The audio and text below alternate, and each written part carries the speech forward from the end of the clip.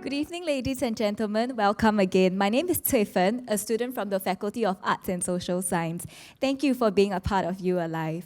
Today's program will be split up into 3 portions. The first is a 10-minute talk by our speaker, Mr. Adam Khoo, followed by a 10-minute interview by Mr. Viswa Sadasivan, the chairman of the You Alive committee. And finally, we will be having a 40-minute Q&A session. If you wish to ask a question, do kindly proceed to the microphones located at the side, introduce yourself, and speak into them directly. This is important so that the online community is able to hear your question clearly. So without further ado, please sit back and enjoy.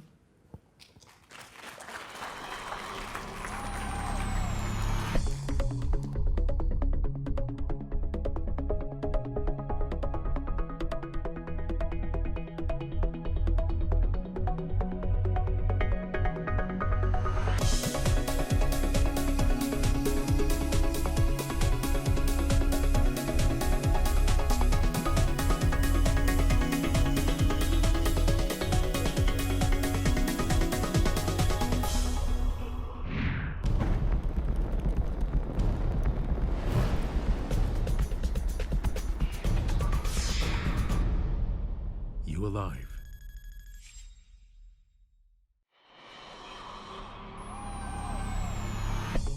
I learned about what we call empowering beliefs and how to get rid of the limiting beliefs.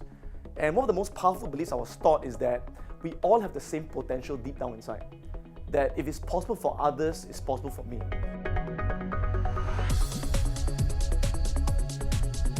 When you set a goal, you have a purpose, right? And you see, when you have a goal that's compelling, that excites you, that juices you, every morning you wake up, you jump out of bed and say, I'm going for that. I'm going to take action today to go for it. If you think about the most successful people in the world, they have got one thing in common. They knew what they wanted to do at a very early age.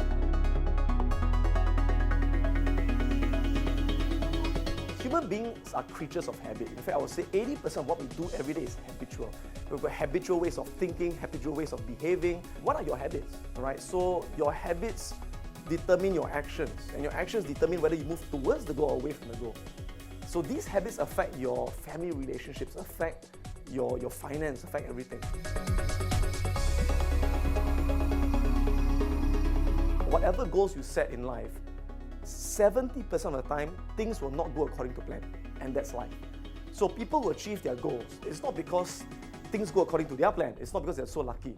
But the difference is that the moment they're off course because of some distraction or some setback, they get back on course immediately. So I say when you set a goal, and it's something I learned myself, you can't look at it once a year, once a month, once a week. You look at it every single day.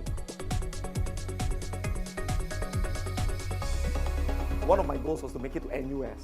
One of my goals was to make my first million. One of my goals was to start my own business, to become a best-selling author. In fact, I also set a goal to get married. I want to get married at 30 years old. I want to have 2 kids, you know. Some of them you achieve it earlier, some later.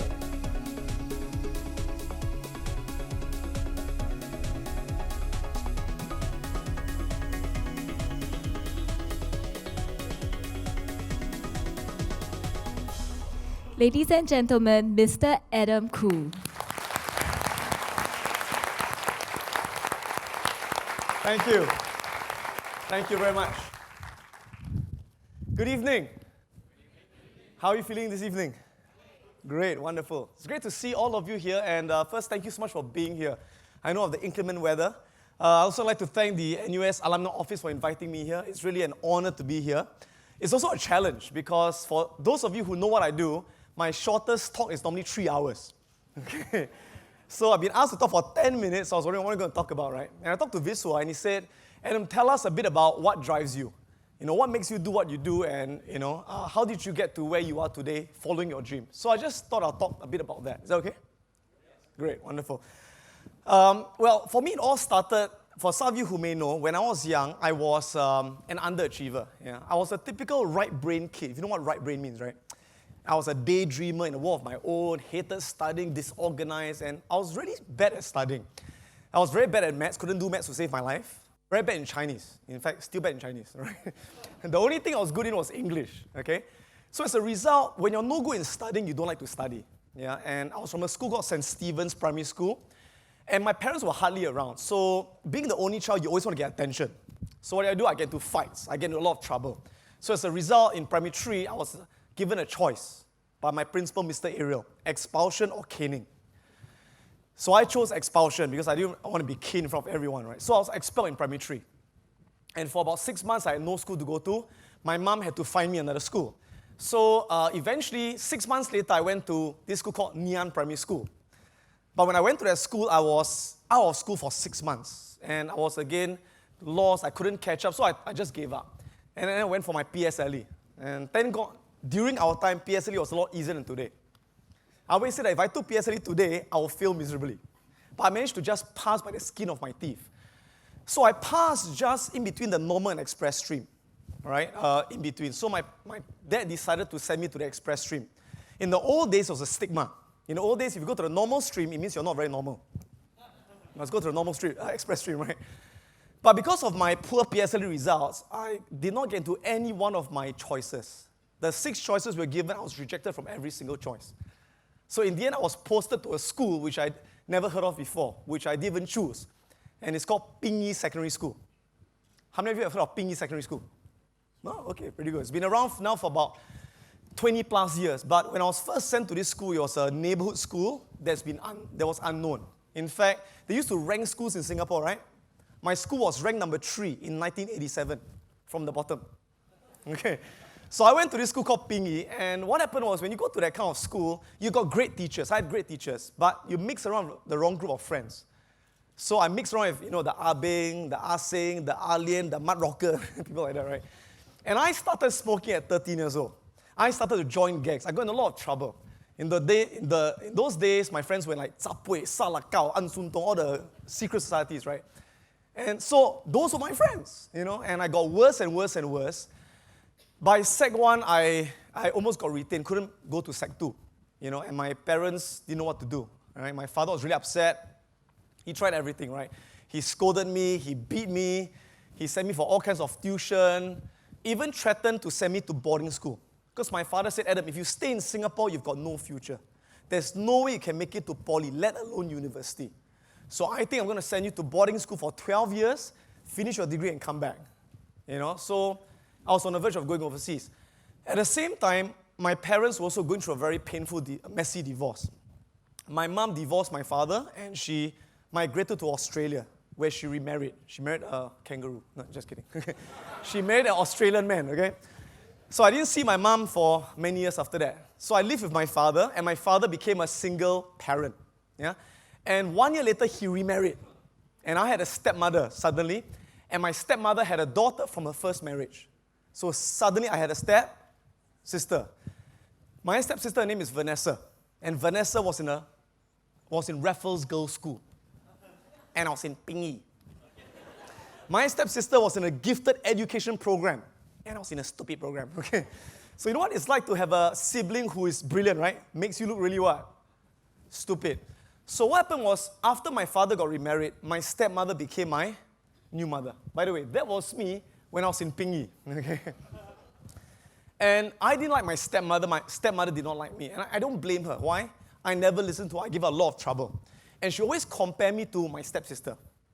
She would say things like, Adam, why can't you be more like Vanessa? Why are you so lazy? Why are you so good for nothing? All you do is watch TV and play the computer games. You never amount to anything. And she always praised my stepsister. Vanessa, one day she'll be very successful. She'll go to the university. She'll be, great next time. You'll be nothing. And my stepsister was also very arrogant. She used to look down on me a lot with all her friends. She would say, my brothers in a neighborhood school, they're all stupid. We're from RGS, right? So, I was always looked down upon. And in my whole family, I'm the only person in the cool family from a neighborhood school. All my cousins were scholars, RI, ACS, Chinese Science, Ping. So I could tell that my father felt very embarrassed with me as a child, and it was the lowest point of my life at the time. The divorce made me really depressed. My father was going to send me overseas, and I felt useless, I felt hopeless. But in my heart, I really wanted to change. I really wanted to beat my stepsister. I really wanted to prove my stepmother wrong, okay? But the trouble was, I didn't know how to change. And then the major turning point in my life came when my father talked to Dr. Tony Tan, who was that time the Minister of Education. We happened to meet him in Maldives when we were on holiday together. All right? We were the only Singaporeans there, so we started talking. And my father was complaining to Dr. Tan, said, I don't know what to do with my son, he's so useless and all that. So Tony Tan said, why don't you send him for a motivational program? My father said, what kind of rubbish, all this doesn't work. And Dr. Tan said, why don't you just give it a try? And so he recommended a program at the time, and it was called Super Teen. And I said, what kind of stupid name is that? So my father sent me for this Super Teen program, and when I went to the program, it really touched me a lot. Because when I went through this motivational program, I started to learn about the power of beliefs. I learned about the power of positive thinking. And one of the most powerful things I was taught by my trainer at that time was this. He said, Adam, the reason you're failing is not because you're stupid. It's because you believe you're stupid. And if you want to change your life, you have to change your what? Mindset. See, I used to believe that for things to change, my teacher must change. For things to change, the exam must become simpler. But I learned things like how to take responsibility for my life. That for things to change, I had to change first. And one of the most powerful things that I was taught in this program was this phrase that my trainer taught me. I'd like to share this with you. He says, Adam, we all have the same brain power. If it's possible for others, it's possible for you. It's a question of strategy. So he said to me, Adam, if your stepsister can be in a gifted program, you can also be gifted. I said, really? Yeah? He said, Adam, if people from RI can score straight A1s, you can score straight A1s in Pingy. I said, really? Yeah? Okay. He said, Adam, if people can be a millionaire, so can you can also be a millionaire. I said, really? Yeah? Now, the good thing about me is this. I was very naive. And sometimes it's good to be naive, right? And I bought it. I actually believed that man. And he said, it's all a question of strategy, right? If someone scores A's in school, it's not because they're smarter than you. It's because they know how to study. I said, wow. So I started to learn all these learning techniques. And he told me, Adam, the trouble with you is that you're a right brain person. But Singapore educational system is a left brain system. That's why it doesn't work for you. So for you to learn well, you must learn how to use both sides of your brain at the same time. I said, wow. So I started to learn all these things like, mind mapping, which now is really common. But I learned how to use pictures to study, how to memorize using visualization. And I loved it. Why? Because I love drawing. I was a very right-brain kid. I love imagination. And it suited me. And during that camp, just to show you this, they made us walk on a 3-story high beam with no ropes to conquer our fear. And I looked at me, I asked my teacher, I said, Ernest, what if I fall? Then you die. And basically, he told me this: failure is not an option in life. Oh, okay, all right. And I went through that beam experience, walking 3 stories high with no safety rope. And he said that if you can conquer your fear here, you can conquer anything in life. And basically, I got brainwashed by that man. Okay? Right? So I went back to my school, Pingy, and I got so inspired, right? And for the first time in my life, I dared to dream and I set ridiculous goals. And one of my first goals was to top my whole school. My second goal was to make it to Victoria Junior College. And my third goal was to make it to NUS. Right? So I went back to school and started studying very hard and started to do all these mind maps. In fact, this was the mind I did when I was in secondary school. I kept it till today. I actually scanned it in. Excuse my voice. I'm having a really bad sore throat. I'll go on. This was when I did it in JC, right? So what happened essentially was, within a year, in Sec 2, I taught my whole class in Pingy. And I was ranked the top 20 in my whole school, all right? And what happened was, in class, suddenly the teacher came up to me and said, Adam, what happened to you? From the bottom, now you're at the top of the class. And I said, I use all these special learning techniques, right? And she said to me, Adam, can you teach the class how to do it? And my teacher at that time gave me her entire 45-minute period to teach the class about mind mapping, teach them about memory techniques, teach them about goal setting. And I taught the class, I felt so good about it. And then I started to take A4 paper, right? A4 paper, and I started to write articles, how to motivate yourself, how to set goals, how to be a super student, and I photocopied it and gave it out to all my friends. When I was in Pingy, right? And all my friends started saying, wow, Adam, you're a genius, you're so smart, right? And suddenly when my friends started to learn all these techniques, guess what? They started to get inspired and they started to do better as well. And when I saw that, it really inspired me a lot. And that's when I realized that, hey, I love the feeling of being able to change someone's life, being able to inspire people, right? And then I suddenly read a book by Anthony Robbins. Who has heard of Anthony Robbins? Right? And I read his book when I was 15 years old in Sec 3. And I remember in that book, I read about how Anthony Robbins was a school dropout, A janitor. From a janitor at 19 years old, he became a multi-millionaire at what? 24 years old. So I told myself, if this guy can do it, so can I. So at 15 years old, I was so inspired by Anthony Robbins, I set my fourth goal to make my first million by 26. Now, why not 24? Because we got 2 years NS. No, really, I'm serious, right? So, cut a long story short, I thought of all kinds of ways to make money, right? And one of my passions is in music. I love music. So I started a mobile disco company when I was in Ping Yi. And I hosted shows. I was a part-time magician. I love to do magic. I was a part-time MC. I was a DJ as well. So I was making my money running mobile disco shows, right? When I went to junior college, I continued my mobile disco program and started to give tuition. So I gave tuition in order to supplement my allowance, right? And what was great was that a lot of the students I tutored, I was able to not just tutor them the normal way. I taught them all my techniques. I inspired them, and they all became scholars after that. So that's when I realized that I want to do this for the rest of my life, okay? So again, cut a long story short, I started to go to schools when I was in NUS, all right? I'll go to the HOD, and I'll say to them, give me your worst students. Give me your worst students. In 6 months, I'll make them A students. She says, are you crazy? Okay. And I remember they looked at me and said, what's your qualification? I'm in NUS. And they said, you don't even have a degree? I said, no. Why should we trust you? And I said, because I'm still a student, I'm able to relate to the students in the school. And I went to all the so-called the neighborhood schools. And no one would give me the chance to train the students. So I did it for free initially. And when I started to get a lot of results, schools started to employ me. That's how I started training kids. And I started my kids training program, right? And then what happened was, after that, in NUS, when I went to NUS, I got to the Dean's List. I was in a PDP program, which is now called the Scholars Program, right? So I was the pioneer batch. So what happened was, when I started to do really well, I asked myself this question. If someone like me from Ping Yi, from a neighborhood school, if I can be among the top in NUS, everyone can do it. So I got very inspired to write a book to share my story. And so I wrote this book called I'm Gifted, So Are You, when I was in NUS. It was launched when I was here in the third year. And I was really lucky because in the first year, I was ranked the top in the entire national bestsellers list, right? I beat Lee Kuan Yew. I beat Stephen Covey. I beat the men are from Mars, women from Venus, right? So since then, I discovered I love to write.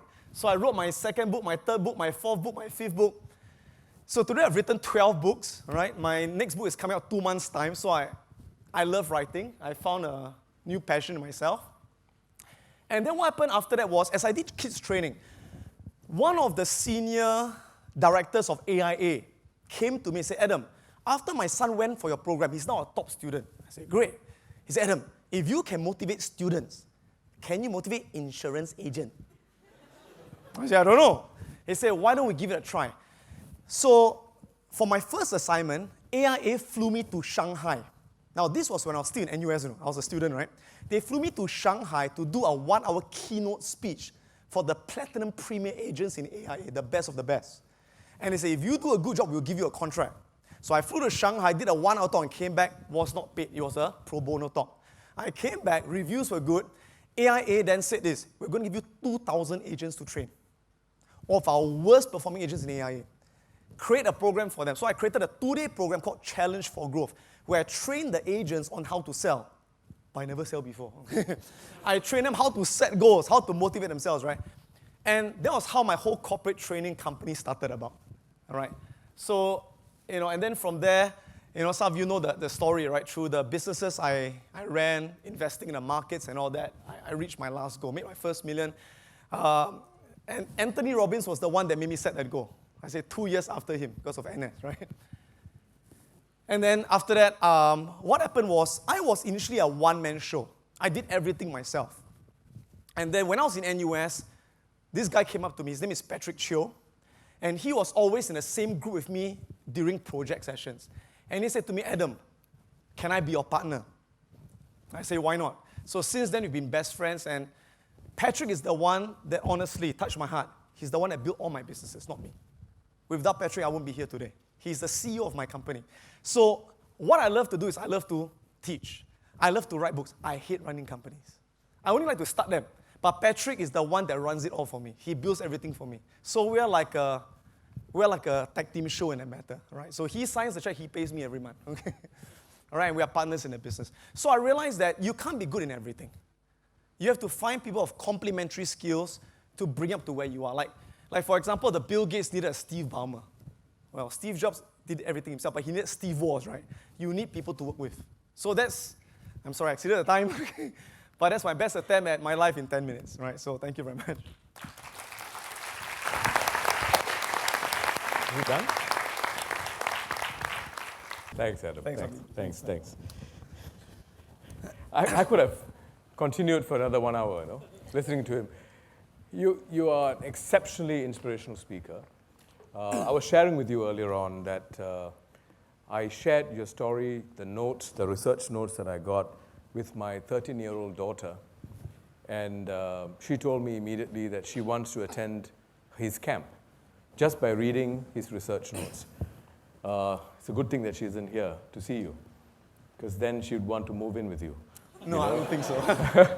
But let me ask you a question that's been on my mind for some time, which is, there are people who think and view you as a person with a huge ego.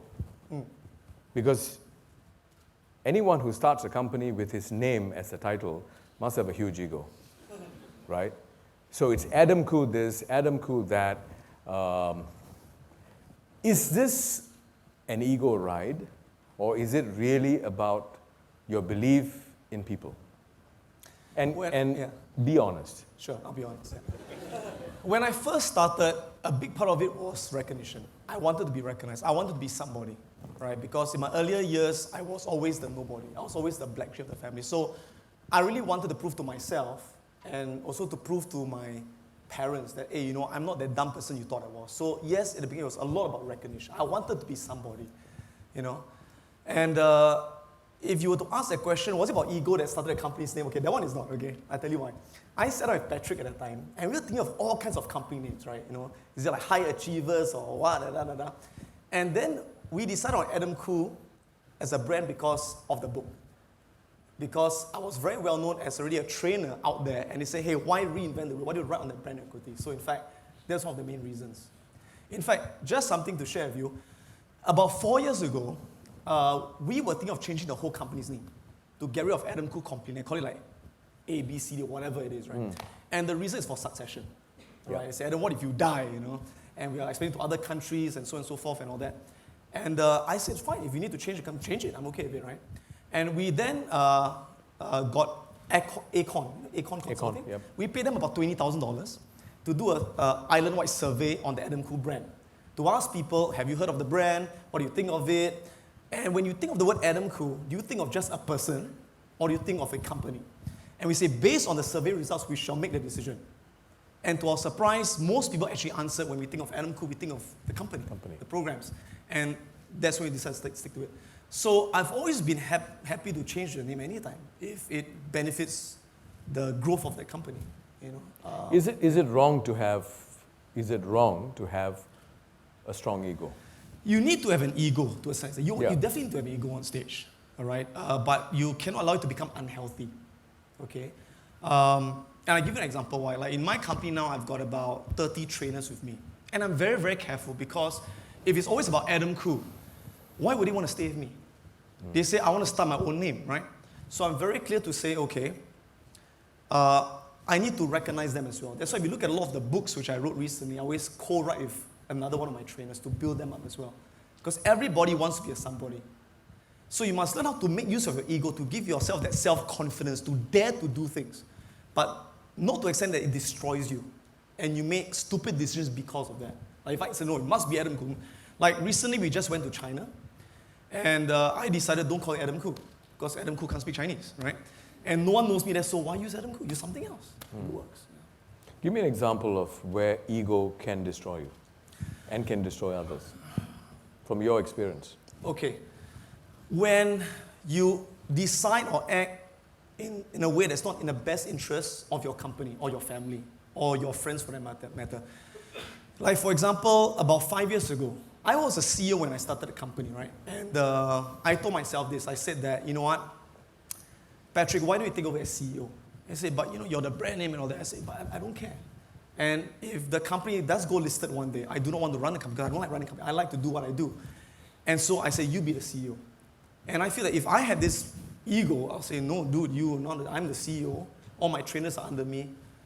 But I always encourage my trainers to write books. I encourage them to brand themselves, okay, so that they can grow as well. Yeah. The other question is about money. Yeah. I mean, it's also very clear that money was a big driving force for you, Yeah. right? Nothing to apologize about, Yeah. but it was a very big driving force, Yes. right? Now, how much of whatever you do, I mean, you talked just now about going out there and making a difference, transforming lives, Yeah. right? How much of it is clever marketing, and how much of it was really business and making money? Yeah. I always say that I'm not in the business of education. I'm in the education business. So education has always come first. To an extent that when we make decisions in a company, I would rather lose money on a project or on a program initially, but to give the best experience I could. But in the long term, to make that money back in order to pay the bills and so on and so forth.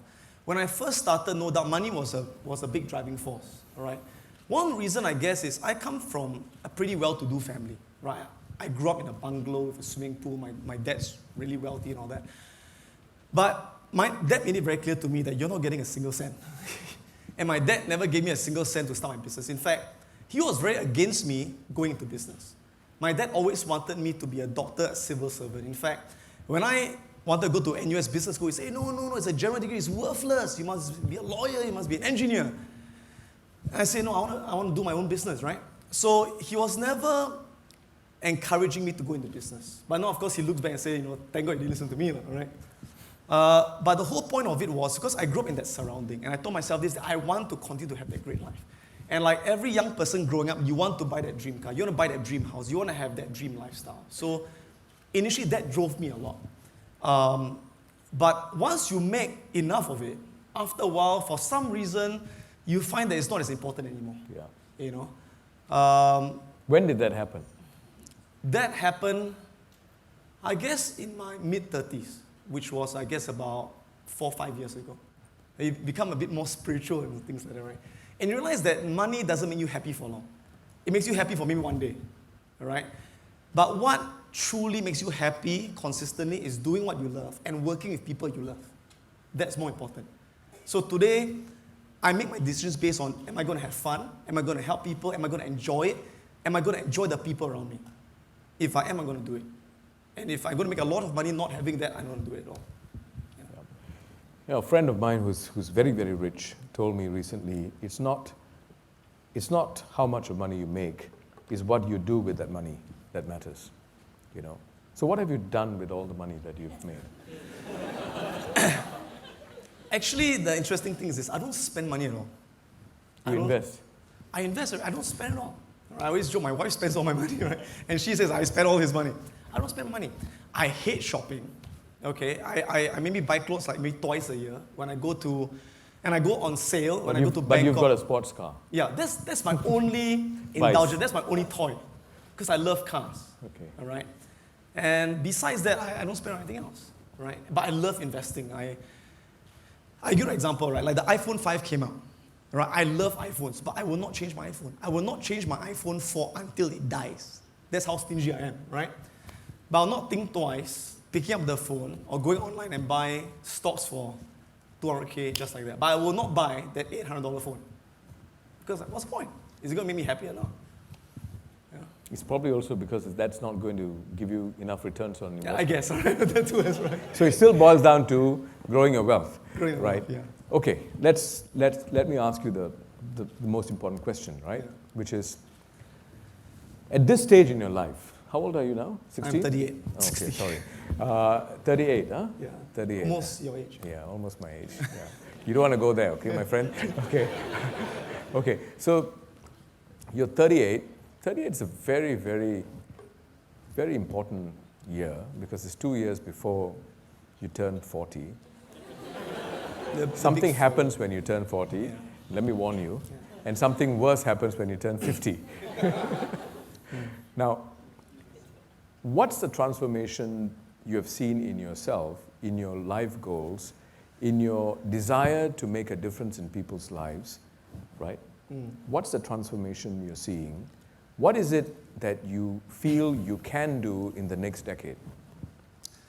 It's interesting. When I first started, like I said, I think one of my strongest drivers was recognition when I first started in my 20s. That is what drove me to write the book, to start the business and all that.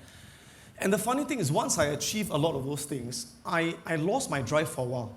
For about a year plus, I couldn't get myself to write the next book. I just couldn't finish it. I couldn't get myself to create the next program. And I said, my God, Adam, what happened to you? How come I became lazy? And after a lot of reflection, I asked myself, is it because I burnt out early? And this was in my late 20s, like 27, 28 years old. And then I came to realize because my values had changed. As you grow older, your values began to change, where recognition was still important, but it was not as important anymore. Yeah. And what got me from there, 28 to now 38, the last 10 years, the values have been more of two things. And one is really contribution. I love it when someone's eyes brighten. Whether a kid says, wow, I can study now, or my student says, wow, I can make money in the stock market now, that the ability to touch that person, that joy you get, that juices me. That makes me write the book, and that's the program. The second thing that drives me is responsibility. Suddenly when you become a father, you feel very responsible. I'm now the role model, I'm going to look after my kids. But also I feel that great sense of responsibility to the people who work for me. Right now I've got over 120 staff just in Singapore alone. And I mean, their livelihood depends on my business success. They want to get promoted just like everyone else. They want to have a good job just like everyone else. So I have to keep growing the business to give them that aspiration as well. So it's really about responsibility and giving that contribution that really drives me right now. And recognition is still, but it's not as important. Sure. What would you say is a special gift that you have? I think one gift Put aside really, modesty. Put aside modesty. What's a special gift that you have? I think the gift I'm most grateful for is my ability to understand people and to be able to communicate complicated concepts in a very simple way and to be able to inspire people to take action. How do you think you could transform that gift, the use of that gift in the next 10 years?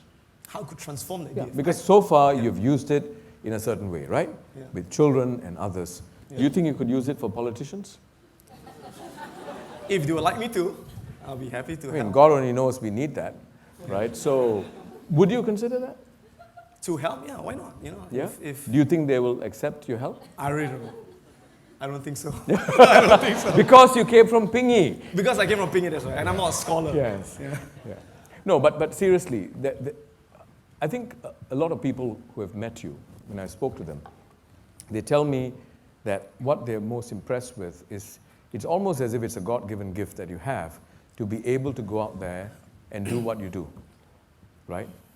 And the general sense I get is people feel that someone with your gift can do something more and something different in the next 10 years, 20 years.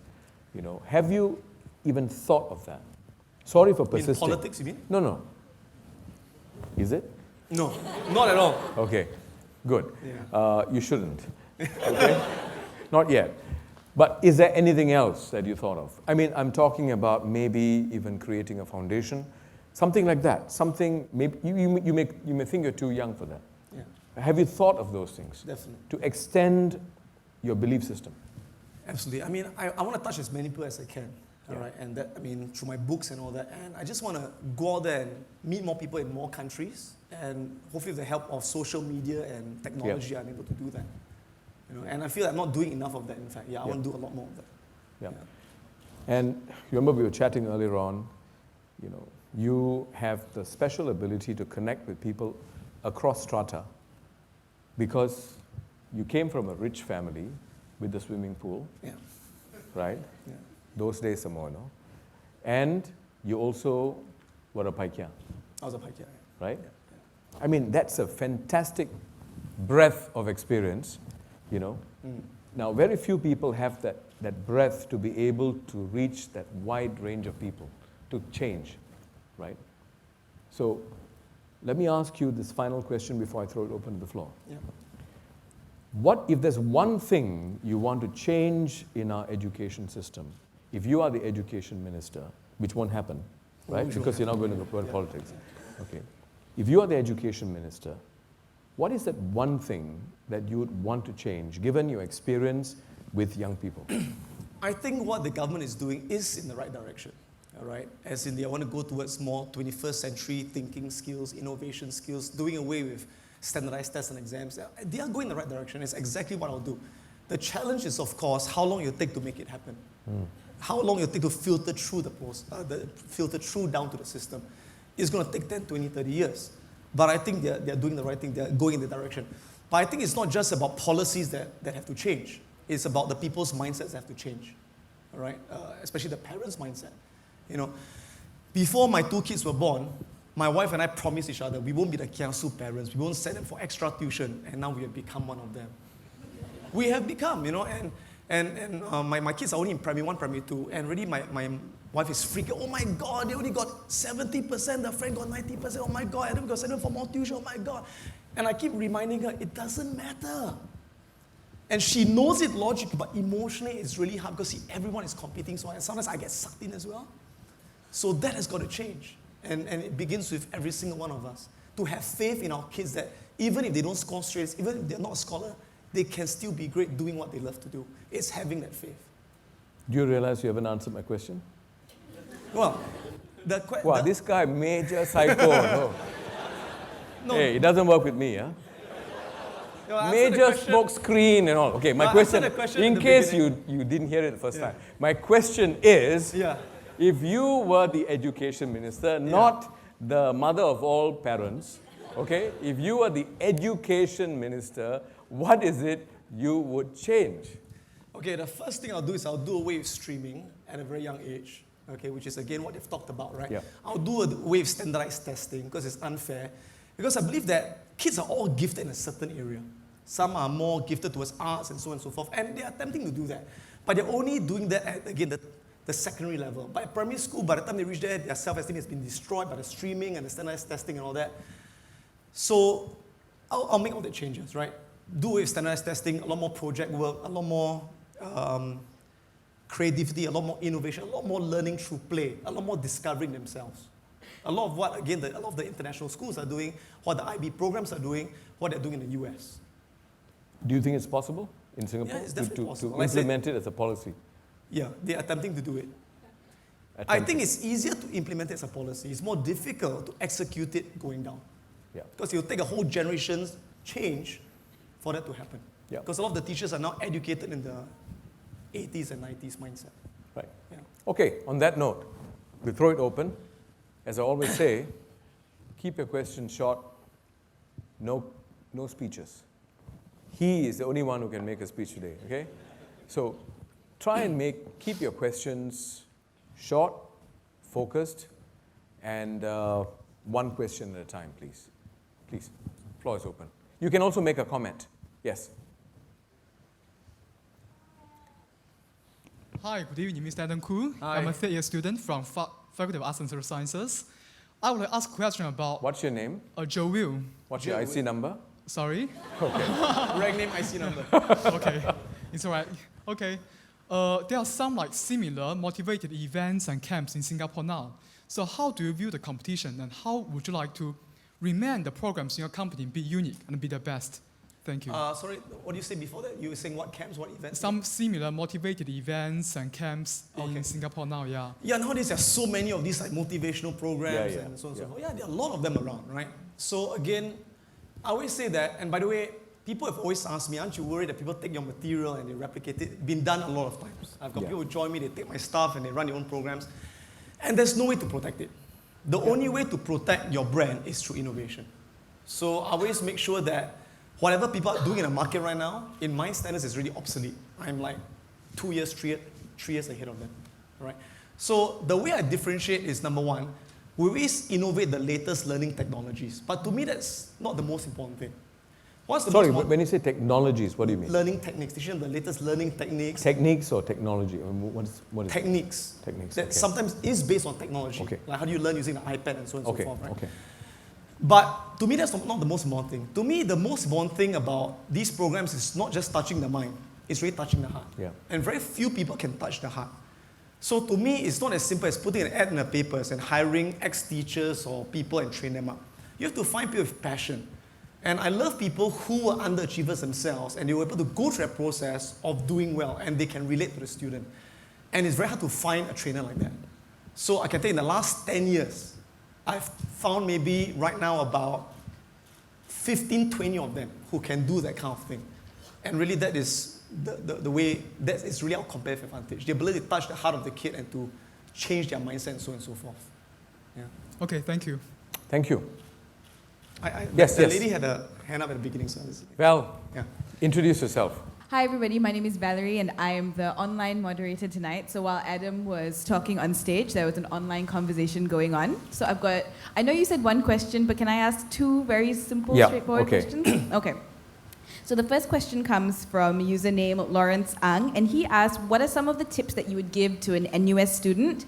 And my guess is to become a more effective student. And we've got another question here from Lu Lian asking what a typical day in the life is like for Adam Khoo. Okay, the first question is, what advice do I have for an NUS student in terms of doing well in studies or in terms of preparing for their life? What context? He didn't specify, but I'm just guessing how to just be a better student. I think one of the most important things to do while you're a student is to have work experience. I'm a firm believer in that. So while you're studying in NUS, even if you don't need the money, go work. Go work during your school holidays. Do part-time work even as you're studying during your semester. And I find that the best job to do is selling, is to go into sales. Right? Because a lot of people I find who graduate with the degrees and the masters, they've got that IQ, but they don't know how to sell themselves or sell their ideas. And they lack the EQ. And one of the best ways to trade is to go into sales. Because that teaches you self-confidence, teaches you how to get rejected, teaches you how to overcome rejection, teaches you how to sell yourself. That's my advice. All right? Because if you can sell, you can succeed anywhere you go. All right? The second question was about... Day in the life of Adam Khoo. Day in the life of Adam Khoo. Okay. Actually, my life is extremely unstructured. And I like it that way because I'm a very right-brain, unstructured person. So a day could start where I wake up in the morning and I bring my wife out and we spend half the day at Universal Studios. In fact, I just did that 2 days ago, right? After that, I go play golf. I come back to the office. I meet up with my heads of department. Then I will start to look at my stock positions because I trade semi-professionally. And then I'll spend time with the kids. I'll tutor the kids when they get home, spend time with the wife, have a lot of fun. And night, normally what I do is I trade the US markets to about 2, 3 a.m., right? Plus I do a lot of reading in between that. That could be one day. Another day, I could wake up in the morning and the entire day from 8 a.m. all the way to 11 will be trading on stage. Okay, and then after that, go back and trade the markets again. Okay. Another day could be wake up and from morning all the way to evening, meetings. Meeting with my staff, meeting with business partners and so on and so forth. Another day I could be flying around. So extremely unstructured. And that's what I love about my life. No exercise? Yeah, exercise. I exercise typically 3 to 4 times a week on a treadmill. What do you do while exercising? Nothing. I watch TV. Okay. Bloomberg. CNBC. Even that, he's got to absorb information. Yeah. Relax.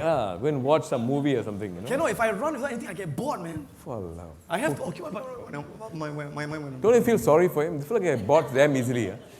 High energy guy. Okay. Let's have a fiery, sizzling question, man. Come on. Yes. Is it a sizzling question? Okay, good. Then go to the mic. Please go to the mic.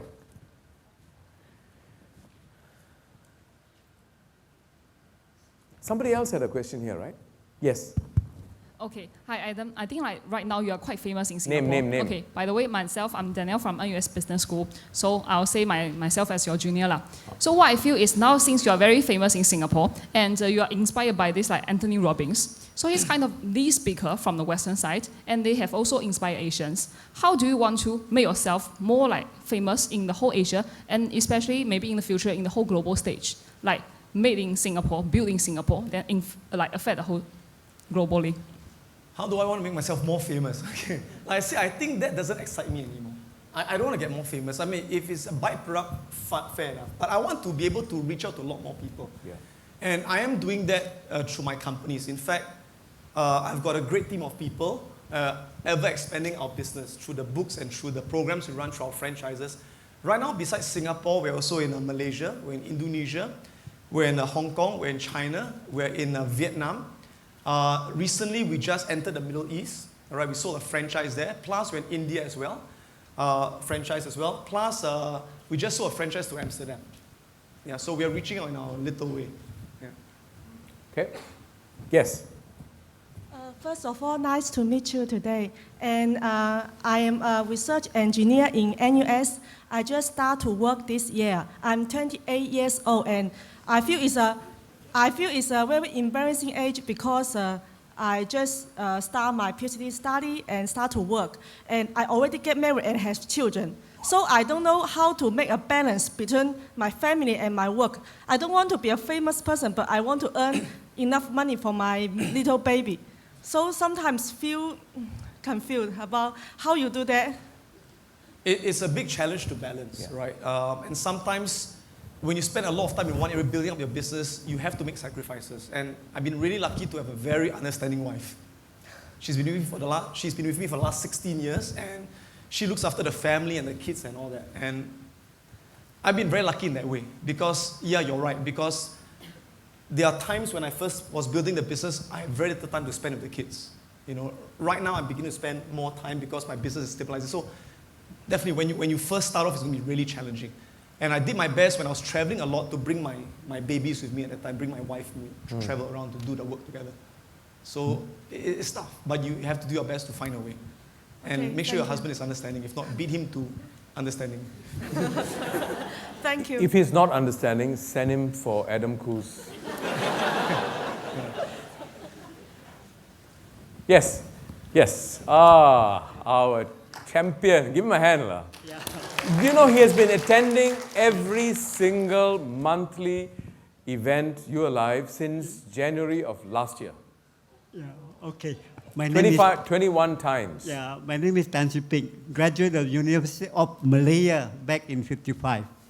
Okay, I just want to ask Adam, to what extent do you owe your success to your own personality? You are outgoing people and all that. If you are very shy people, very afraid to meet people, I'm sure it will be a failure, right? And also, because of your personality, you want to meet the challenge. You turn the crisis into an opportunity. You want to prove your stepmother and stepsister wrong. Yeah. Therefore, you go out and set your mind to prove them wrong. That's why you go all out to do it. Therefore, to what extent you depend on your own inner self. That means your own personality to bring out all these sort of things. So nature versus nurture question, right? Yes. Actually, that's a very, very good question. A lot of people ask me. You'd be surprised. Have you heard of the MBTI, the Myers-Briggs Type Indicator Profiling Tool? I took the profiling tool many times. Guess what's my profile between introvert and extrovert? Introvert. I'm an extreme introvert. Right? In fact, when I was a lot younger in school, I was never a prefect, I was never a monitor, I was never the guy who stood up there during speech day and, compared. I was always the guy holding back, and I was always keeping to myself. And in fact, I learned how to get myself out of my comfort zone, to learn how to dare to speak out and meet people. And going through those programs I went through, the NLP programs, really helped me a lot to get out of that comfort zone. So, in fact, being an introvert has advantages. Because I'm an introvert, I'm always in the world of my own. I'm always thinking, and that helps in the writing of the books. So I've learned how to switch. So when I'm on stage, I force myself to go into my extrovert self. When I'm off stage, I normally like to be alone. Actually, in my life, I've got very few friends. I've only got maybe 2 good friends and my wife. I'm not the type that goes partying because I like to be with myself. So to answer that question, personality-wise, I'm actually an introvert by nature. Just like you mentioned something interesting. You said I had a gift of speaking and communication and all that. Again, I don't know whether you call that a gift or something which I just learned how to do. Again, when I was young, I wouldn't say I was particularly good at communication. In fact, I was very shy when I was young. But the funny thing is that when I first started, when I was given a chance in that program to go out there and teach the students, right, and they started to enjoy my teaching, and I started to do more and more of it, I built that skill. And remember, I read this book by Malcolm Gladwell called Outliers. And in that book, he's a sociologist. He talks about talent, people who are talented in music, in art. He said how much of it is born and how much of it is nurtured, right? And through that book, through his research, he found that it's 99% nurtured. That to create talent in a certain area, you have to spend 10,000 hours doing that same thing consistently. And I look back and say this, did I spend 10,000 hours speaking through my book talks and through my training programs? Yes. And it's only when I hit that mark that I was able to do it easily, fluently, and so on and so forth. So I think a lot of it was sheer doing that thing until I got good at it. And even writing, I mean, back in school, my compo never got an A. It was always a B or C. I never really liked writing last time. But I never knew I could write until I wrote. And I just kept writing till I was good at it. So how much of it is a habit that you have consciously sort of, is almost like a mission? And how much of it is motivated by your deep desire to make a difference? How much of it is motivated by? How much of it is mission driven? Yeah. Right? That means you've set a target. I mean, you appear to me as someone who sets targets, makes it your mission to achieve those targets, right? Yeah. So you are driven by that. By a goal. But by a goal, you're almost obsessed, right? Yeah. Now, how much of what you do is driven by that as opposed to driven by a deep desire to make a difference in the lives of the people you meet, you interact with? It's connected. It is connected. How? You see, I always say that when you set a goal, it is called the what. For example, I want to write this book, it's a what. I want to go to China to train 10,000 people, that's a what. But why do you want to do that? What is the why behind that? So the why is because I want to make a difference, I want to contribute. The why is I want to feel good about it, right? So that's the what. The what is the mission, the goal, but the why is the ability to contribute and to make that happen. So I find a lot of people in life may have a lot of whats. They set all kinds of goals, but they're not driven to do it because they don't know why they're doing it. They don't have that why. And they're doing it for the wrong reason. Okay. Yeah. Quick question. Can you share with us one story of how you transformed the life of an individual?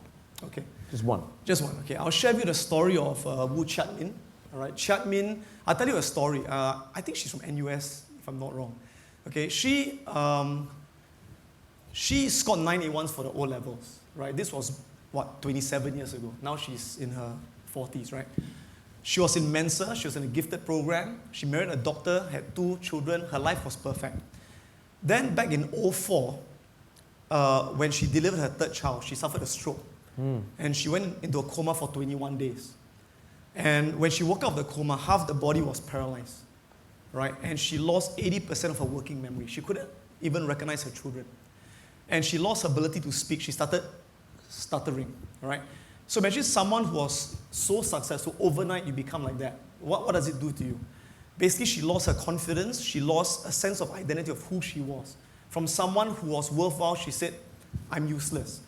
And her doctor said something to her. He said, Chiat-min, her neurologist said this, Chiat-min, you will never recover to the level where you once were. And she went into deep depression. And she was so depressed, she put on a tremendous amount of weight. And it was at the lowest point of her life that her friend brought her down to my preview, which I run. I run a program called the Patterns of Excellence, which is based on NLP. And I remember that during the preview, she was sitting there at the end of the preview when I talked about how they could join. And she was crying, right? And I said to her, I said, do you want to join the program? And she says, nothing can help me. And I looked at her and she told me her story. And I said to her, I said, what have you got to lose? You have lost everything. And she said, you're right. And she came. And when she came for the program, essentially, one of the most powerful things that hit her was this. Before that, she kept saying that, the stroke made me depressed. The stroke made me useless. But one of the most powerful things she said that she learned in the program was that I was creating my own depression. And I had a choice whether I want to choose to be depressed the rest of my life or do I want to choose to get back to who I was. So she got really inspired after the program. She set her goals. She had a few goals. Number 1 was to lose weight. Her second goal was to join the Toastmasters and to be certified as a competent Toastmaster. Her third goal was to get back into the workforce because she has been out of work for a couple of years. She didn't even have the confidence to ever dare to try to get a job back. And her fourth goal was to start her own little business. And I'm so proud that within about 2 years after the program, she achieved all the 4 goals. And she was then interviewed and she was featured on the Sunday Times half-page article, right, on how she had this great breakthrough. And during that article, they actually interviewed her, and they asked her, I said, what made the difference? And she said it was Adam Khoo's program that brought me out of depression and my stroke, and today I'm normal again. And that was the thing that was one of the most touching things. That's it. I noticed that when you spoke about this, about her, your tone changed. No, I'm serious. Because you became a slightly different person. You spoke a lot slower. There was emotion in your voice. There was emotion, obviously, in your eyes. I can see because I'm close enough. No, but that was one of the things I couldn't see earlier, because you were chop. Let's get. I was trying to understand who this person really is. I think I'm seeing a glimpse of that. Okay? Can I share one more story? Yeah. And I guess on a personal level, I wish you'd allow this side of you to be seen a lot more, and not just the other side, which is purely mission-driven. Because I think there's a lot more about you that people can and need to see. So it'd be wonderful if you can share another story. I'll share with you another one, which I'm really, this is one of these stories that really touches me. This happened back in 06, 7, 8, 9, 10, 11, 12, 6 years ago, right? This boy, what's his name? Hold on. Let's call him Muthu. It's a Chinese kid. Let's call him Muthu. Okay. His name will come later on. Anyway, his mother brought him to my camp. And what happened at that point of time was he was in Sec 2. He was arrested for assaulting other kids. And he was placed on, I think it was an 18-month probation. Okay? And when he first came to my camp, he was extremely resistant. He hated the mom. He wouldn't even look at the mom or speak to the mom. Right? And he had earrings and studs everywhere and so on and so forth. Right? And he basically hated the world. He said that, I don't want to study, I just want to go and work. And after he came to the camp, and I spoke to him, and he made that shift in his mind, right? He went back, and he reconciled the mom. He started talking to the mom and saying to the mom, I'm sorry I did this, and please give me another chance. And from becoming close to a school dropout, arrested, probation, became one of the top students in his class. And then he wrote to me and said, Adam, this is the success story I had. And I said to him, would you like to come back to be one of my assistant coaches? Because I invite my old students to come back to be role models, right? And he said to me, me? I said, yeah, why not? Why don't you come back and help me to teach other students? But he said, really? I said, yeah, come back. I said, on one condition, you got to dye your hair and remove your ear studs and your nose. If not, parents are going to freak out, right? And he came back, and he coached in one of my primary school programs. And he was in charge of one of this group of 12-year-old kids. And we put him in charge of one of the group of kids, which one of the most naughty and one of the most rebellious, right? And he had this ability, to tell them to, wake up their idea and to see things differently, and got them to make all these shit, right? And on the last day, when the parents came down to pick up their kids, this parent came up to me and said, my child has changed so much, and thank you. I said, you should thank the coach. Who's the coach? I said, I remember his name. His name is Yu Yan, right? I said, Yu Yan is assistant coach. And the mother went up to him and said, Yu Yan, thank you changed my son's life. And I saw Yu Yan, this guy who looked like, that time, real Abing, cried. He cried. And he said to me, Adam, from now on, every time you run a camp, I'm going to be there. And since then, for 6 years, he's back for every camp as one of my, and he's got promoted to a program director as well, right? And the mom says to me, Adam, I don't understand. I can't even get him to make his bed for 10 minutes. How are you able to get him to work for you for 5 days for free? And he's happy, right? And I said, because when he comes to my place and he works with all these kids, he feels like, I'm someone. I'm someone. But back in school, people say he's no one. So you find that even the people who we have written off, these are the people who also want to be a somebody in life. And when given the chance, they will do all they can to prove to you that they can do that. Yeah. So never write anyone off. It's a great story. Yeah. Great story. Yes. Good evening, my name is Joshua, and my question is the follow-on to Mr. Viswa's last question on education. Many students see results doing well in exams as the key of success. As motivational trainers, some of that job is having to motivate these students to do well. Do you feel there's an excessive focus on exams in Singapore? Definitely there is, But again, I will tell the kids, do your best to do well.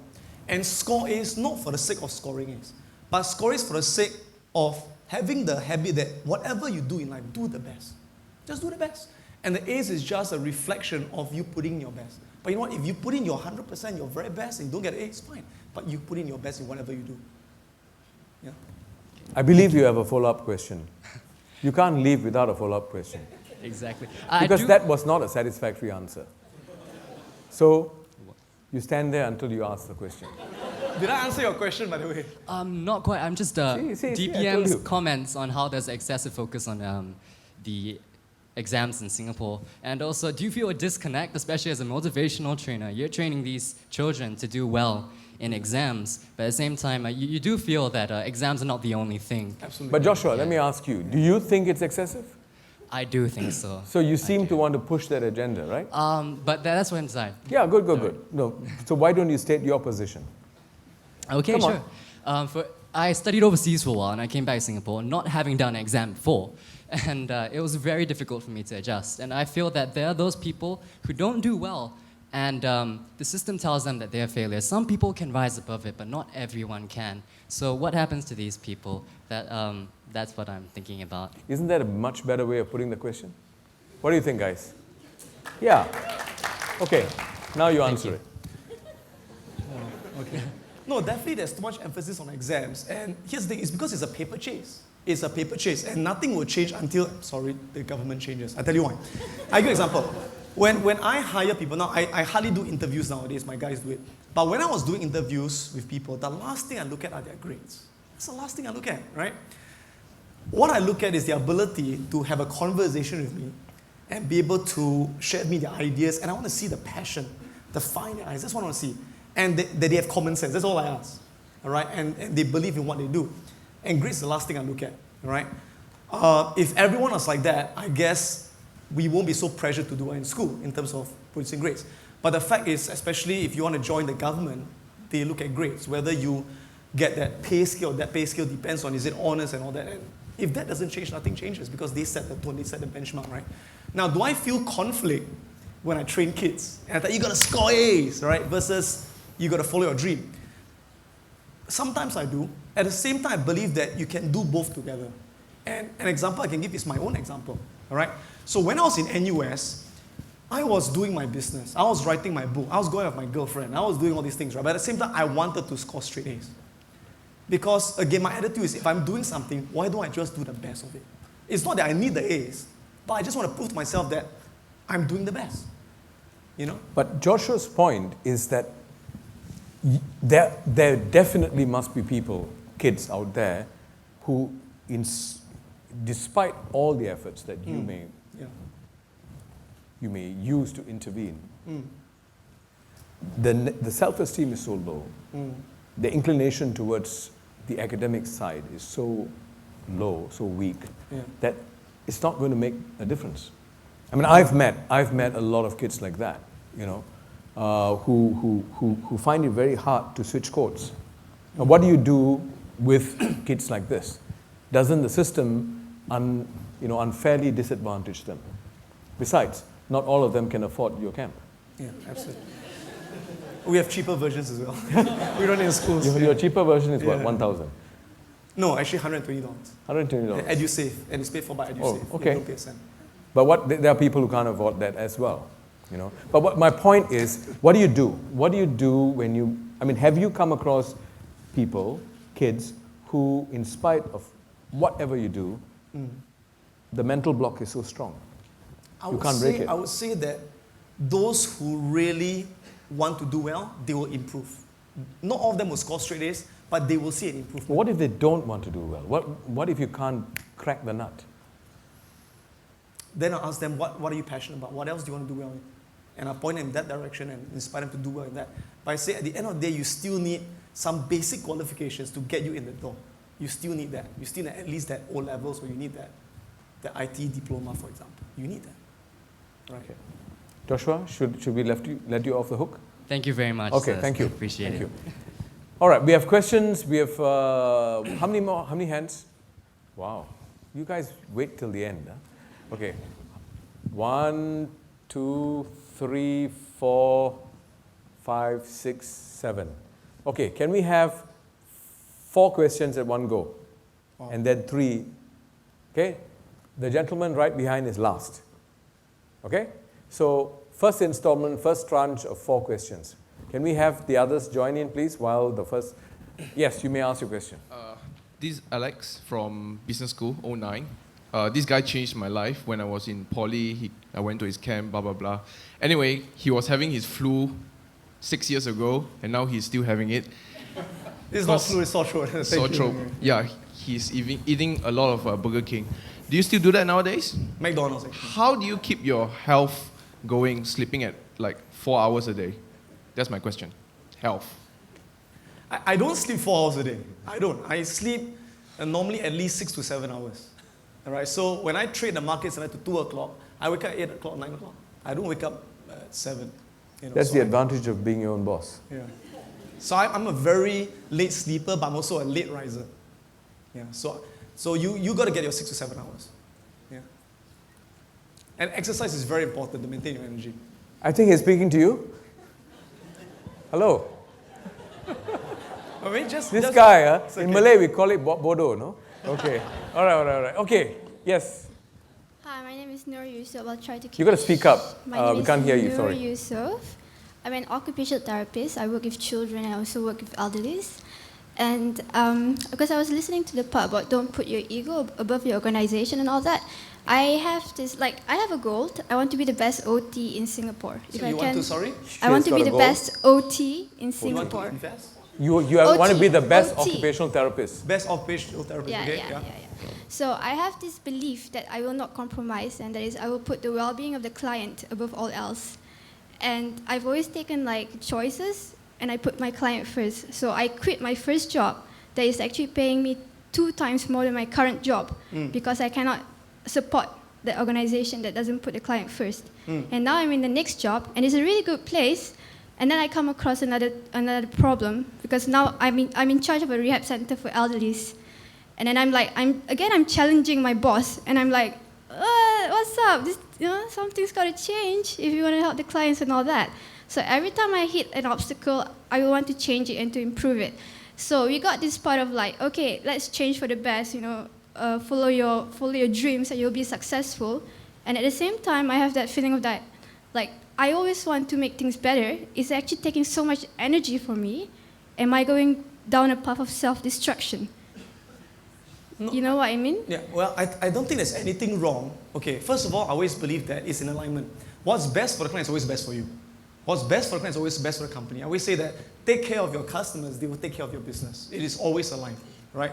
And a company that doesn't put the customers first obviously won't last for very long. Yeah. All right. So that is definitely a value you have to hold on to. Now, the question you're saying is do I tire myself out? Is that? Yeah. Am I gonna? It's because you got that part of follow your dreams and you're gonna be a millionaire, and then you got that part of okay, if I keep on having that that thing in my head I'm gonna help the world make it better. I'm gonna give all my energy, and it's so tiring. You know what I mean? It's quite. So I would say. Well, actually, sometimes when you have that dream, okay, it gives you more energy. That's true. And people who have got no dreams have got no energy. People who have got no dreams, they only got nightmares. They wake up in the morning and they just say that word sian. All right? But when you got a dream, that gives you energy. So it's the other way around, in fact. In fact, sometimes I feel that when I'm on stage, the more energy I give to the crowd, the more energy I get back.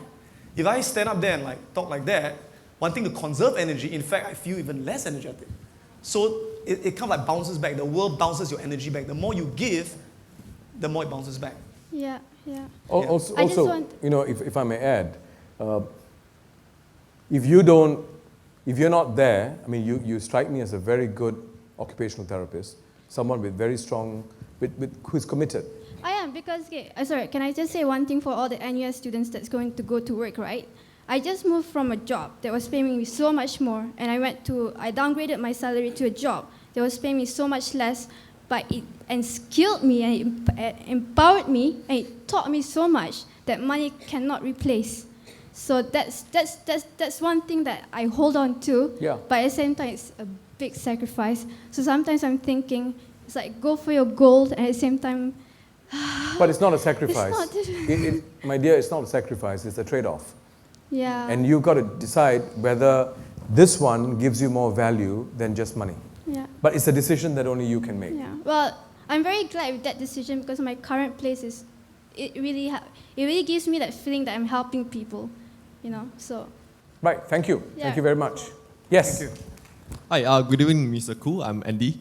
Right, so getting to you, one of the greatest value that to success is, of course, the belief system that we have, of course, and the desire, the dreams that we have, like mentioned just now. So actually, I believe that if you ask like everyone here, do you want to be a millionaire? Do you want to be successful? Everyone wants to be successful, but how do you push that kind of desire, that kind of belief to a higher level that really push you forward and really gives you the energy to really produce more and really become successful? Okay. I always say that you will never achieve anything in life until it becomes a must, until it becomes a commitment, until it becomes an obsession. So if you look at a Tiger Woods, before the downfall, he was obsessed with golf. Steve Jobs was obsessed with technology. You've got to be obsessed, you've got to be committed. And most people in life are not committed. It's like, I wish, I hope, I want. They're not committed, and there's a big difference. You see, when you wish to achieve something, you will take action, only if it's convenient, only if it's easy. But the moment it becomes inconvenient and not easy, you give yourself excuses. I've got something else to do, I can't do, it's too difficult, I don't have the time, right? But when something is a must and it's a commitment, you will take action even if it's inconvenient, and you're willing to do whatever it takes. Of course, as long as it's legal, ethical, and moral. But you're willing to pay the price. And like I say, what's the price? Just now I mentioned 10,000 hours of doing something consistently and consistently improving again and again. So how many people out there are truly committed to something? I would say less than 10%. So how would you make the kind of people like who would just want it, become like really commit to must have it? Okay. First of all, it must be something they really, really are committed to do, right? You can't force them to do something which is not in line with their values. Okay? So if someone is not committed to something, it could be because it's not in line with their values. It's not something they really want. They're doing it for their father, for their mother, for something else. So I'll ask them, what is really important to you in life? Okay, if you had all the money in the world and money was not an issue, what would you want to do? And that's how you find your passion. See, when you find your passion, the motivation comes automatically. You don't have to force yourself because your work is your play and your play is your work. Then you're automatically obsessed. So if you're not committed and obsessed with something, it's because it's not your thing. And you've got to keep searching until you find that thing. It's like the late Steve Jobs says, don't settle. Yeah. Don't settle for less than what your heart calls you to do. And one of the things that I do, now sometimes you can be really passionate and really obsessed, but sometimes you also may give excuses, right? So one technique I do is that I put myself on the line. And one way I do it is that I keep talking about it. For example, if I want to write my next book and get it out, I'll tell everyone about it. You commit. And I keep talking about it. When you keep talking about it, you put yourself on the line. You don't give yourself excuses. Right, Ken, thank you. Thank you. Yes. We'll go to him, then we'll come to you. To you. Come and join us first. Yes, to you first. Yeah, hi, good evening. Yeah, very happy to be here. Yeah, back to school here. Yeah, nice to see Mr. Adam Khoo here. It's the second time. Last time I actually graduated from US Business School as well. Yeah, so good to see you, senior here. Okay. Yep. What happened is that just now during your presentation, right, you mentioned about your business venture to a different part of different countries, right? So as you mentioned that you are venture into mainland China, right? So I'm just curious about in which area you are venturing into. Okay, right now for China, we're only doing the children's program. Only the children's program. So we have a wide range. We do financial training, corporate training, but China is only the children's program. 我是天才，你也是。Right? So the training is actually That's the only line he knows. That's the only line I know. Okay. The training is conducted in Chinese or is it? It's being taught in Chinese. so obviously I'm not teaching them. But China is one of our youngest markets. In fact, I was just telling some people behind, China is the toughest market you can ever go to. It's a really tough market, right? My other markets like Indonesia and Vietnam, so easy. China is very difficult. Right? It's very competitive, and the people there, they're not as trusting. You know, you say that you can run this program to change the kids, sure, you know. But in Indonesia, when you say that I'm from Singapore, oh, Singapore, you know. China is challenging to get an education license. Which part of Dalian, we are starting off in Dalian. Liaoning provinces. Dalian and Hangzhou and Guangzhou. Okay. Yeah. And yeah, sorry, I forgot to introduce myself. My name is Li Weidi here. Yeah, Okay. good to see you here. And then second question. No, sorry. One question. One question. Later you got a chance to go and talk to him Okay, privately. okay. Huh? Sure. Because we're running out of time. Okay. Huh? I hope you don't mind. Thanks Thank so you. much. Yes. Hi, I'm Waqas Chima, and I'm the president of Entrepreneurial, and we invited you President back of in what? February. Entrepreneurial, and we invited you back in February this year to give a talk. So my question is very much related to leadership and self-belief, because that's the field I'm really into. So I've seen, it's very natural to see in other leaders as well as my life, that with more self-belief as a leader, there comes more ego, as well as self-esteem goes higher. And there comes a point when you start becoming more arrogant in a way that you do. And a lot of leaders have faced this situation, and I suppose probably in your life you would have faced that situation. So is it really a bad thing to have a very high ego and arrogance that comes with a self-belief? Or is there a way to manage that? It's like fire. It's like fire, right? So you need enough fire to drive you and all that. But if the fire gets out of control, it's going to burn you, right? Now, how do you manage that? Sometimes you don't have to. Sometimes life will manage it for you. And I'll give a very good metaphor about the market, since I trade all the time. The moment you think you're invincible and money can be made so easily, that's when the market will go against you and you lose a lot of money. You know what I'm saying? Same thing about life. The moment you get arrogant, life has a way of slapping you in the face and say, hey, you're not as good as you think, dude. All right? So life will wake you up, don't worry. And it comes in the form of setbacks and failures. And when you go through that, that's the time when you tell yourself that, hey, you know what? I need to keep being better. You're never at the top. You know, and I mean, that's what happened to Donald Trump when he lost everything in the 80s. That's what happened to a lot of people. And Steve Jobs, when he got kicked out of Apple, happened to me a few times when things didn't go my way and you really wake up. So I constantly remind myself that in today's world, a Nokia, a number one, can be zero tomorrow. All right, a zero like Apple in the smartphone can be number one tomorrow. Things change so fast. And the moment you get arrogant, you get complacent, that's it. Okay? People will take away what you have. Just one thing to add. What works for me, surround yourself with good friends and empower them to scold you. Yeah, I mean that. Not about 100 friends, 3 friends. Because you can't take 100 friends scolding you. 3 friends, close friends, and give them the power to haul you up and drag you by the scruff of your neck and tell you what a bloody fool you are. That keeps you in check. Yeah. My wife does it for me, actually. Yeah. But that's not, I mean, that's a regular thing. What do you think you are? Thank you. Yeah. Okay. Right, yes. All right, hi Adam. This is Faith here. 7 years ago, I actually attended your talk in NUS. Is there anyone here who hasn't attended his talk? I don't know. But it was really good. I attended the NLP reframing, so I could still remember it. So just one question, you know, I've been following the entire sharing, and there were many things that you shared. For example, from the video, you mentioned about belief, making a habit.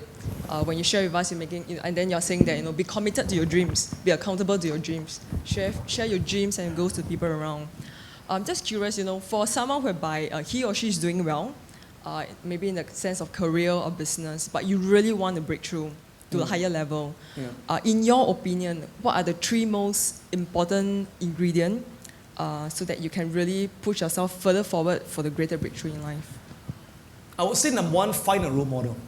You know, I think we all need heroes, right? So if you're in a certain industry, ask yourself, who is the best in that industry? May or may not be in Singapore. It could be somewhere in the world. And learn all you can about that person. If you're lucky enough to have a person as a mentor, which is rare, that'll be great. If not, attend seminars, read books written on a person, and that's what I did all my life. So every time when I go into a certain area, whether it's in NLP or it's in speaking or it's in investing, I look for heroes. I look for role models.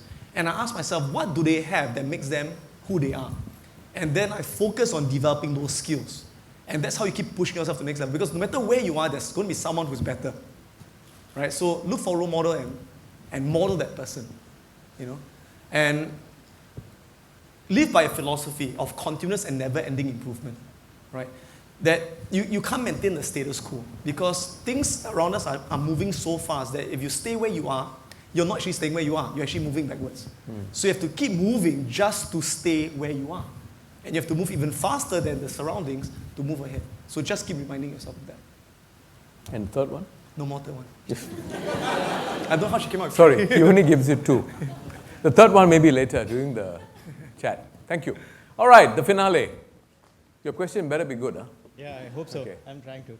Okay, my name is Prashant. Could you go closer to the mic, please? Okay, my name is Prashant and I'm an NUS MBA alumni. And I'm one of those guys who hasn't attended any of your talks. Fortunately or unfortunately, whichever way. My question is, I personally believe that the previous generation than what it is today, whether it is mine or the Gen Y, was equally successful as this one, if not more. But there were no Adam Khoos around. They didn't need an Adam Khoo to be successful. Why do you think today's generation needs an Adam Khoo or the likes to be motivated? Is it because we understand this science of motivation more tools available? Or is it because our education system doesn't motivate us enough? I think we have a system which doesn't allow us to learn anything. We are just crammers, we just learn stuff. But I'm trying to figure out, why does it that we need an Adam Khoo to motivate us and want us to have more self-belief and stuff? Okay. First of all, let me disclaim that I don't motivate people. I empower people to motivate themselves and give them the tools and the opportunities, right? So you motivate yourself. And I'm not just a person who gets you to say, I'm going to take action, right? But to actually give you the specific tools on how do you take action in whether it's your finance or your business, your career.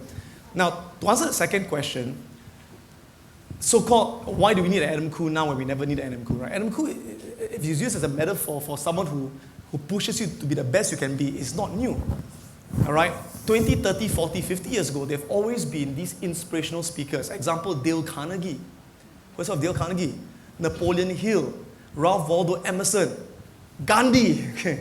Go back far enough, Jesus, okay, or Buddha, or whatever, right? These are teachers. These are people who teach you to be the best. And I can tell you something interesting. I find that a lot of the techniques that I talk about, which is like,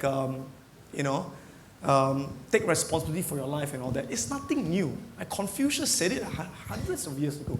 It's just a different way of saying it. It's just contextualizing it to today's thing. Right? So it's always been around.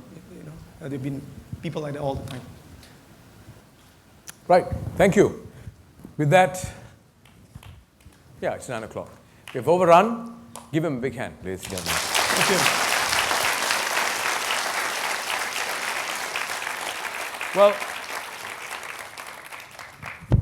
Well, God already knows that the world we live in today needs people who can empower people who are constantly made to feel that they are less than what or who they are. I meet a lot of such individuals, young individuals, every day because of the nature of my work. I meet them and it breaks my heart. There's nothing worse than seeing a young person lose heart. So I'm not impressed as much about the wealth you created. I'm really moved by the number of lives you have touched over the years. Thank you. In spite of yourself. No, but really, I think we need a lot more people. And the reason why you're able to do that, Adam, is because of your own life journey. You have the credibility to do what you're doing. And I wish many others like you would step out of the shadows and do what you do. And it needs this. It needs this from the heart to go out there and do it. And we're exceptionally proud to have you as one of us, our alumni. Thank you. Thank you very much. Thank you. Thank you. Thank you. Thanks. So that you don't go away without something from us. Here's a picture of you with me. It was just taken just now, Wow. right? Actually, I'm slightly better looking than you. Okay. But this is so that you'll remember this evening. You have touched a lot of hearts, and I think you've made a lot of us reflect on things. And thank you. Thank you. Thank you. Thank you. Thank you. Thank you. And, Adam, now you're going to write something nice about us. Okay. In particular about me. All right. Okay. Okay. Yeah. And then you're going to read it to the crowd. So I address it to NUS alumni. Anybody. To me also can. While he's busy crafting some kind words, I just want to highlight to you that next month is the last You Alive for this year. And You Alive guest for next month is Tan Chuan Jin, right? Who is the acting minister for manpower, right? And so if you're free, please join us. I believe it's going to be quite an interesting session. We will make it interesting, shall we? Right? So please remember, it's on the 15th, right? 15th? 15th of November. It's a Thursday, right? And those of you who can, please stay back and feel free to approach Adam. Get more tips. Are you done, Adam? No. This guy, give him a pen, he writes a book, you know.